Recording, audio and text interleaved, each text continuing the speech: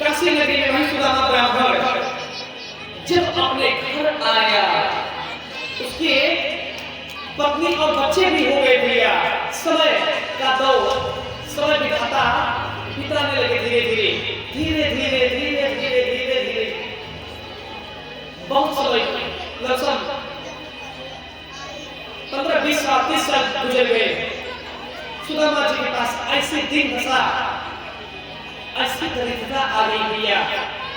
उनके पास खाने को कुछ नहीं था, खाने को छोड़िए बच्चों को खिलाने के लिए कुछ नहीं था। भूखे पेटे हैं।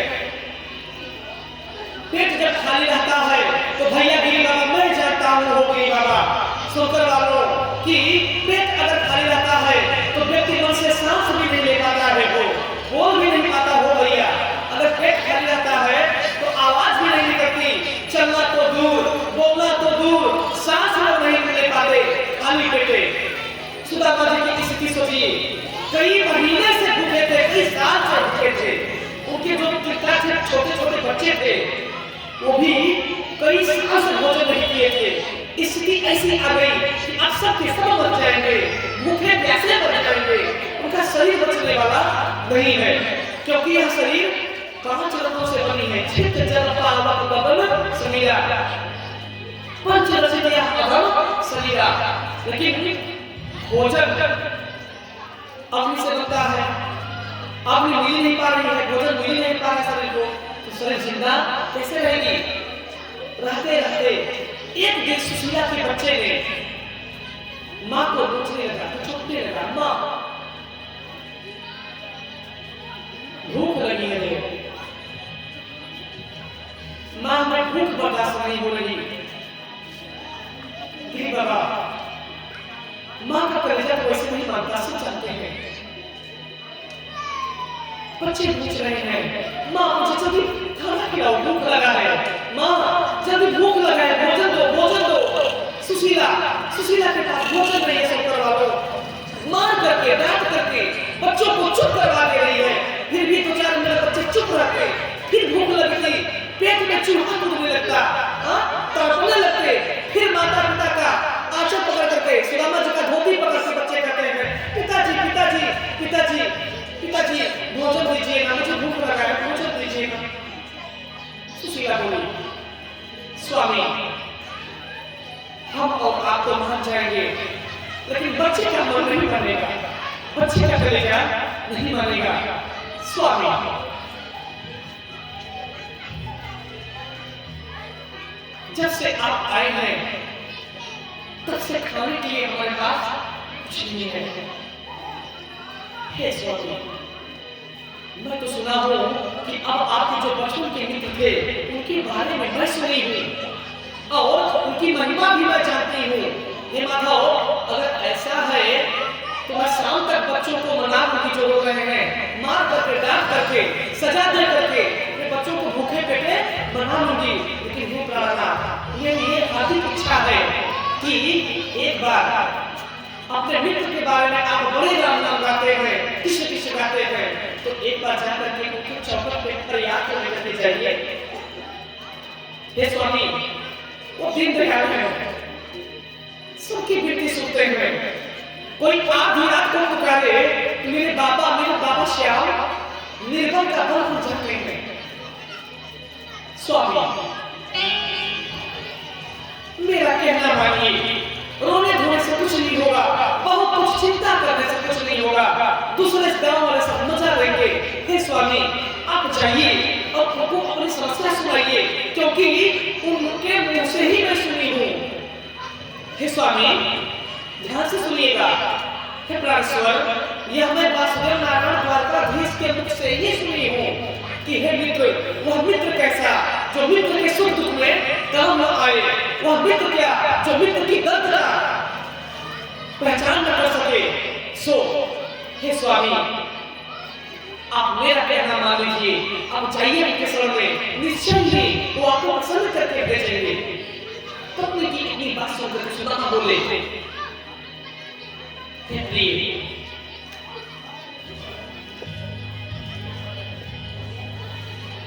तुम ऐसा क्यों न कहो, क्योंकि क्योंकि हमें भी और तुम्हें भी भूख लगी है और तुम कोई गलत बात नहीं कर रही हो। हे सुशीला, सोचने की बात यह है कि यदि इस संकट की घड़ी में हमारे दर पर कोई संत आ जाए, कोई ब्राह्मण आ जाए, तो मैं स्वयं निर्धन ब्राह्मण हूँ, उस ब्राह्मण को क्या दूंगा कि बाबा, उसका सेवा क्या करूंगा, कैसे भोजन कराऊंगा, तिलक भी लगाऊंगा तो दक्षिणा कहां से पाऊंगा? ऐसा विचार कर रहे हैं। सुदामा जी बोले, हे देवी, आप ऐसा कर रही हैं और कह रही हैं तो मैं तो चला जाऊंगा, लेकिन देवी आपसे मेरा प्रश्न है, अगर आप मेरी धर्म पत्नी है तो धर्म को जानती है और मानती भी है, आप मेरी बहुत विद्वान धर्मात्मा पत्नी है, इसलिए सुशीला एक बात बताना, हम ब्राह्मण है ना? पत्नी बोली हाँ स्वामी। बोली प्रीतमे, अब ध्यान से सुनिए, मैं ब्राह्मण हूँ, वैसे भी मैं बड़ा हूँ, कोई मुझे बड़ा माने चाहे मत माने, फिर मेरा काम है दूसरों को ज्ञान देकर के अपने आप में श्रेष्ठ बनना, मेरा ये धर्म है। ये धर्म नहीं है कि दूसरे के आगे भिखारी बनकर कंगाल हो जाना, ये धर्म नहीं है कि पूजा पाठ करवा के अपना दक्षिणा छोड़ देना, लेकिन ये भी धर्म है कि भिखारी बनकर जबरदस्ती न लेना। हाँ, कोई अगर दे रहा है अपने से तो ले लेने में दिक्कत नहीं है, लेकिन मांगना भी दिक्कत है। ब्राह्मणों का काम है मांगना, लेकिन सुदामा जी का ये विचार का भाव था। पत्नी से बोलते हैं, हे भानी, हे देवी सुंदरी, मैं ब्राह्मण हूँ, भला उन यदुवंश के आगे में झुकूंगा क्या? असंभव। सुदामा मर जाएगा, लेकिन ग्वाल के सामने, द्वारकाधीश के सामने झुक जाएगा, लेकिन अहिर के सामने झुकने वाला नहीं है, क्योंकि मैं ब्राह्मण हूँ। भगवान सुदामा की मन में बात आई। तब सुशीला बोली, हे स्वामी, इस समय जाति पात को धर्म बढ़ाई, यह सब मत देखिए, इस समय पेट भोजन मांग रहा है, भोजन देखिए।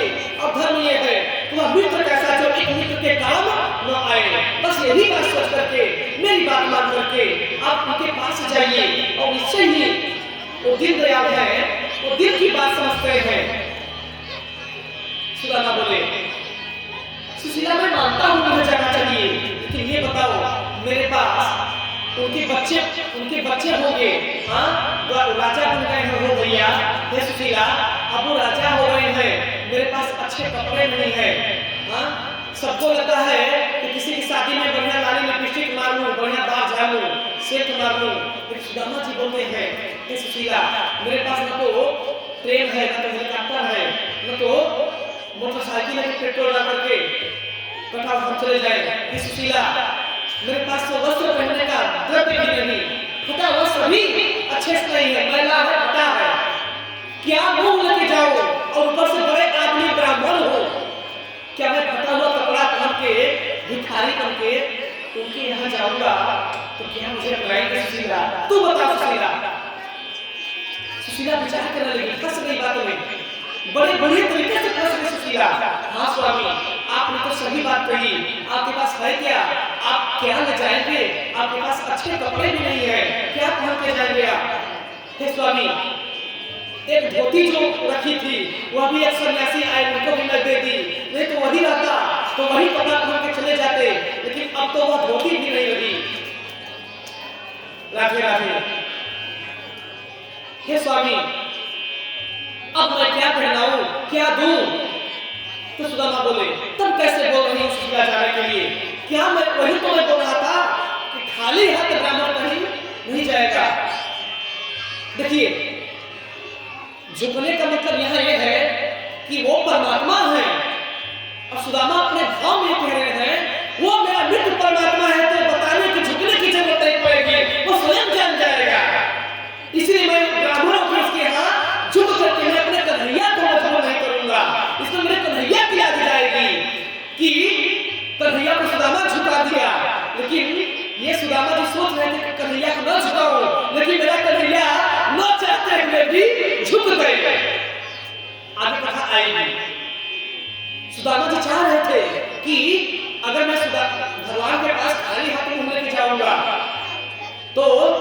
लग जाएगी। एक बात याद रखिए, क्या कभी भी 3 जगह खाली हाथ नहीं जाना चाहिए। कहां? पहला, अपने छोटी बहन के घर जाते हैं तो अपने छोटी बहन के घर चाहे जाती है चाहे जाते हैं, स्त्री पुलिस दोनों को मैं बोल रहा हूँ, ऐसा नहीं महिलाओं को, ऐसा नहीं पुरुषों को, सबको। कहीं भी जाइए, आप जाती हैं या जाते हैं तो 4 जगह कभी खाली हाथ मत जाइए। पहला, अपने छोटी बहन के घर जाइए तो कभी खाली हाथ मत जाइए, कुछ न कुछ लेकर के जाइए। और दूसरा, अपने मित्र के घर जाइए। कहाँ? अपने सखा के घर जाइए, कभी खाली हाथ मत जाइए। उनके बच्चों को, उनके परिवार को, पत्नी को कुछ न कुछ जो हिम्मत है, कुछ न कुछ मीठा ही सही ले जाओ। और अपने दूसरा हो गया मित्र और बहन। तीसरा स्थान, कभी गुरुदेव महाराज के सामने आओ, सोकर में कथा सुनने आओ तो भिखारी ही बन के मत आओ, कुछ न कुछ ले करके। बोलो भाई। सुदामा जी को समझदारी थी, कर्ज मांग करके 2 मुट्ठी चावल ले गए, लेकिन शंकर वाले बात समझ बोलो नहीं पाते। बोलना पड़ेगा। भारत में रहना है तो राधे राधे, तो राधे राधे। वही चौथा जगह कहाँ है? तीसरा, सत्संग में कथा में जाकर खाली हाथ मत जाए। चौथा तो अगर भगवान के चौखट पे जा रहे हैं तो कभी खाली हाथ मत जाइए, कुछ न कुछ उनको खिलाने के लिए सब समझ के जाइए। 4 जगह पर खाली हाथ मत जाइए। आज के बाद कान पकड़ लीजिए, जहां गए अब मत जाना।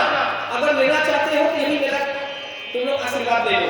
सुनकर वालों, तुम्हारे 10 रुपया देने से, सुनकर वाले भैया बाबा बहनी माता जी, तुम्हारे 10 रुपया देने से किसी ब्राह्मण का मकान नहीं बन जाता रे। लेकिन सोच, तू 10 रुपया नहीं, तू यदि ब्राह्मण को पैर में छू करके 100 रुपया दिया तो वो दक्षिणा नहीं दिया, अपने जीवन का सारा पाप तुमने दे दिया। और वो ब्राह्मण झेलते हैं दक्षिणा को लेकर के। यह मूर्ख जन समझ नहीं पाते।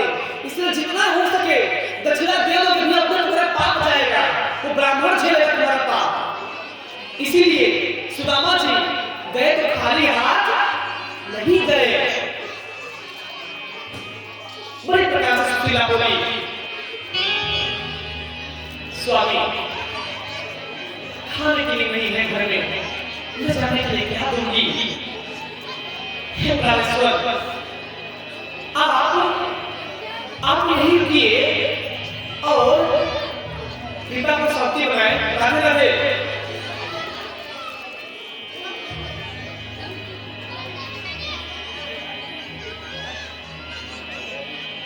सीताराम जी महाराज की जय हो।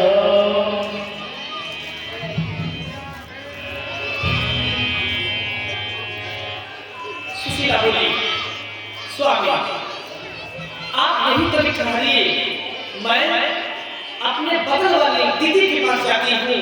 बगल वाली दीदी मुझे बहुत मानती है, मेरी तारीफ करती है कि मैं सुशीला तू बहुत धर्मात्मा है, तू मुझे बहुत अच्छी लगती है। सुशीला तुम्हारा प्रेम बहुत अच्छा लगता है। सुशीला मैं तुझसे बहुत प्रेम करती हूँ। हे स्वामी, वह पड़ोसी वाली बहन जो मेरे बगल वाले घर में बगल में बहन है, वो बोलती है, मेरी तारीफ करती है। सो हे स्वामी, सब गाँव वाले देख के हमें जलते हैं, बुराई करते हैं, सुख दुख में साथ नहीं आते। लेकिन हे स्वामी, वह मेरी पड़ोसन वाली जो बहन है वह हमें बहुत मानती है। अगर आपका आदेश हो मैं जाऊं और वहां से कुछ न कुछ मांग करके लाऊं, सो वह आप लेकर के उनके पास चले जाइए।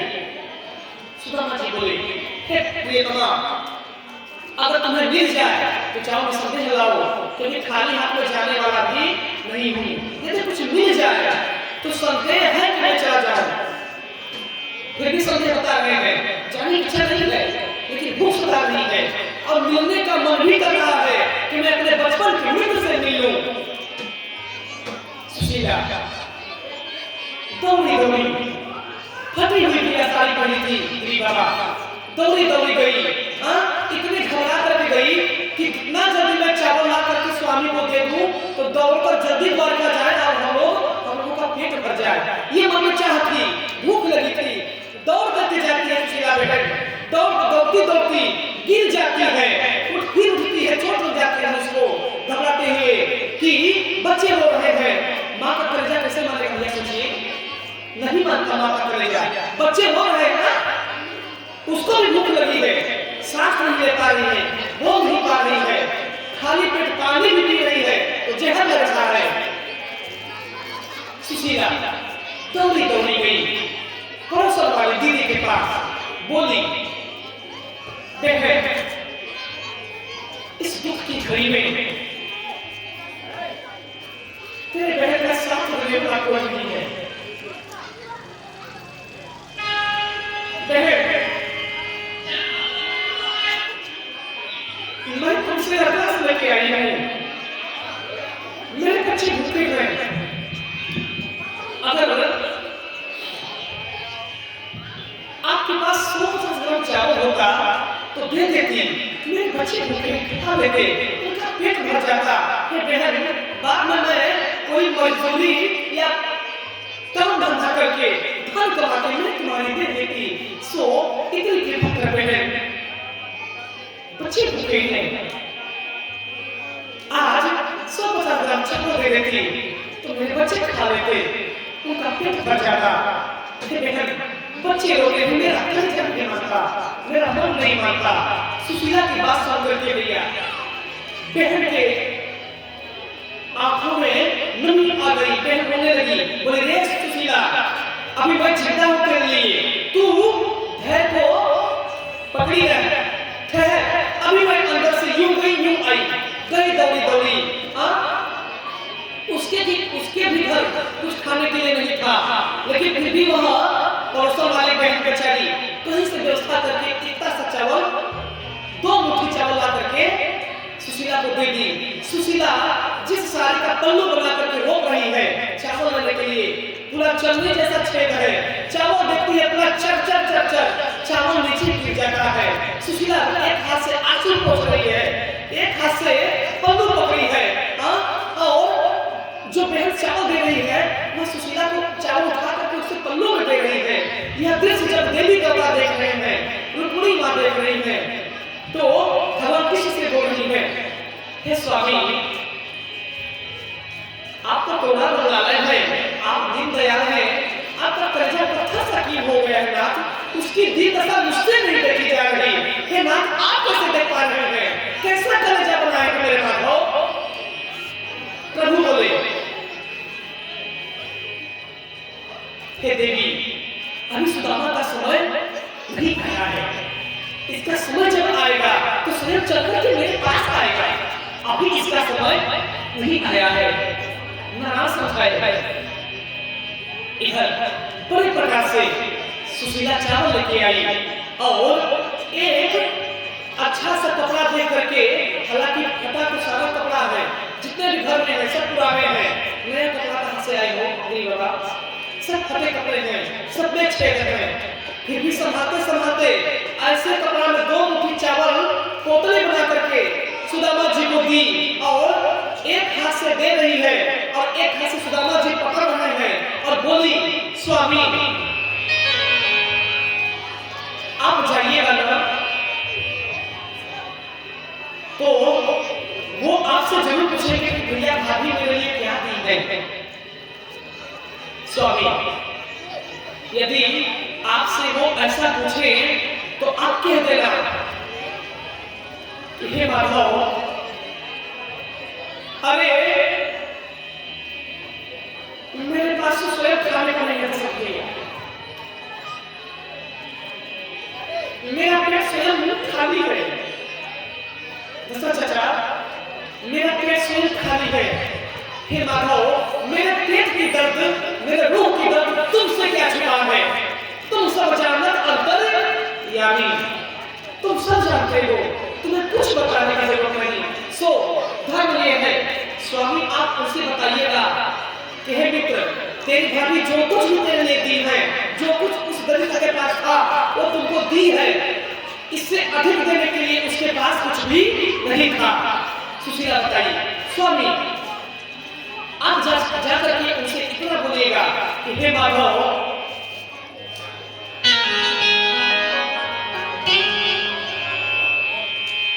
हे माधव, हे कुंज बिहारी,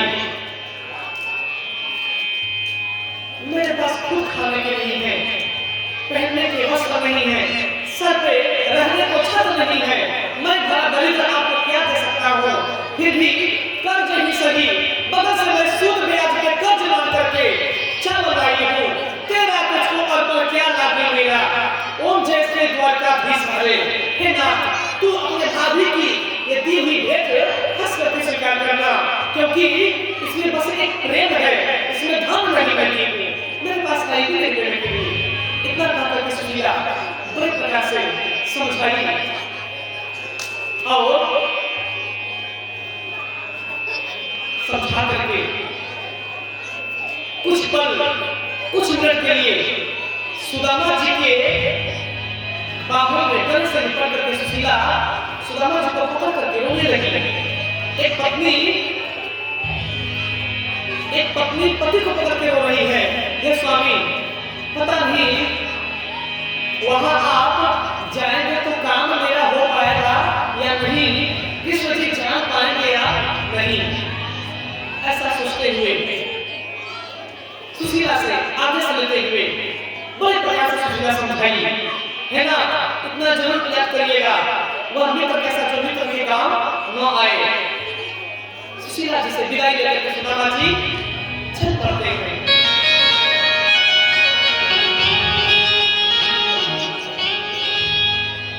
आप लोग शांत रहेंगे तब कथा में रस बनेगा, भाव बनेगा, सब आनंद आएगा।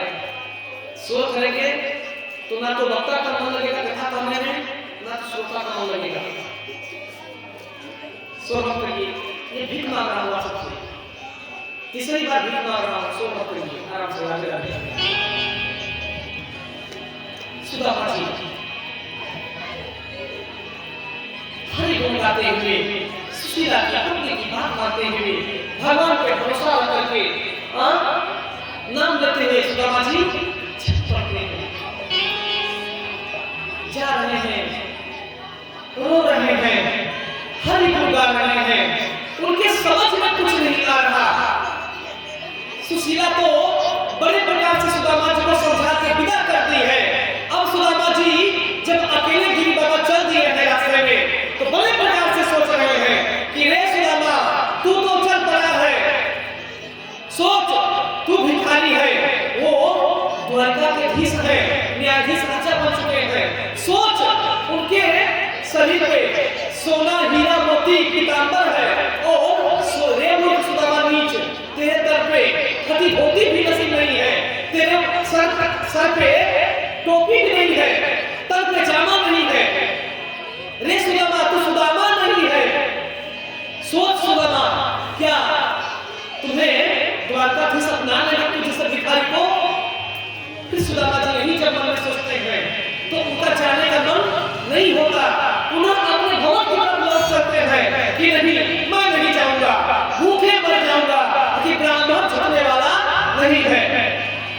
फिर जब वापस लौटे तब पुनः सुदामा जी को पत्नी की बात याद आ गई कि हे स्वामी, वह मित्र कैसा जो मित्र के हर सुख दुख में एक बार साथ न दे। यह बात जब भगवान के सुदामा जी के काम में गई तब पुनः द्वारका की तरफ पुनः लौट गए।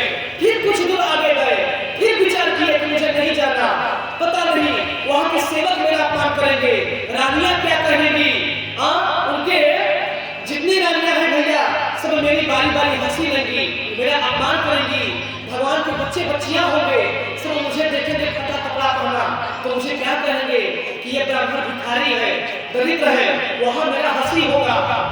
ये सोचते हैं, फिर अपने काशी की तरफ लौट चलते हैं। फिर कुछ दूर गए,